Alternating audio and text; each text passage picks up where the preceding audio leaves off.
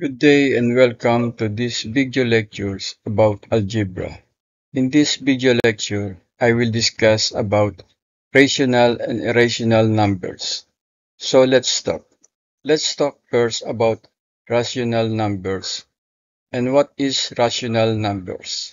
Rational numbers is any number that can be written as a fraction. Specifically, it is the ratio of two integers.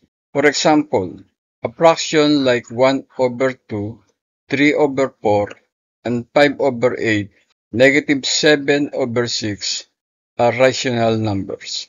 They are rational numbers because you can write them as a ratio of two integers. Now, what are integers? An integer is a whole number, not a fractional number that can be positive, negative, or zero. Example of integers are 5, 7, negative 4, negative 9, 45, 107. Integers are basically a whole numbers or even a negative numbers. Now the question is, are the integers a rational or an irrational number? For example, number 8, since it is a whole number, but we can also write 8 as a ratio of two integers like 16 over 2. So 8 is a rational number. What about negative number like negative 5? Is that a rational number? Negative 5 can be written also as a ratio of two integers. You can write it as negative 10 over 2. How about decimal numbers? For example, decimal number like 0.25.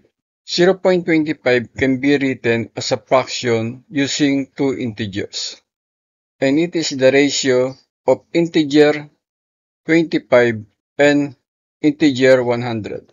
You can reduce it to a small fraction by dividing both numerator and denominator by 25, and it will become 1 over 4. Please note that if you have a decimal number that is finite, which means that is come to an end, like 0.25, it is a rational number.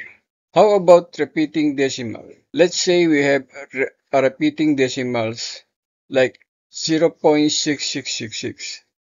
Is that a rational or an irrational number? 0.6 repeating can also be written as 6 over 9. And you can further reduce it to 2 over 3 by dividing both numerator and denominator by 3. So repeating decimals are also rational numbers. Another example of repeating decimal is 0.222. This is also equal to a fraction of 2 over 9. How about if two digits are repeated, like 0.171717? Is that a rational number? In this case, we can write it as a ratio of two integers, which is 17 over 99. So whether you have a finite decimal number or one that goes on forever but repeated, they are all rational numbers. Let's talk about irrational numbers. And what is irrational numbers? An irrational number is a real number that cannot be expressed as a ratio of integers. Now what about square root? For instance, square root of 9. Is it rational or irrational? The square root of 9 is 3. And 3 is an integer. And note that all integers are rational numbers. So square root of 9 is rational numbers. What about square root of 3? We cannot simplify square root of 3 to a whole number. So if you use a calculator, you will get that the square root of 3 is equal to 1.732505081. And this can be infinite.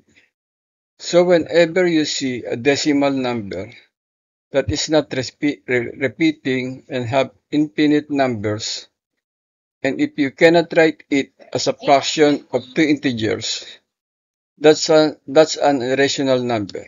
So one way to identify an irrational numbers is if the square root of a number cannot be simplified to an integer. Now what about pi? Is pi a rational or irrational number?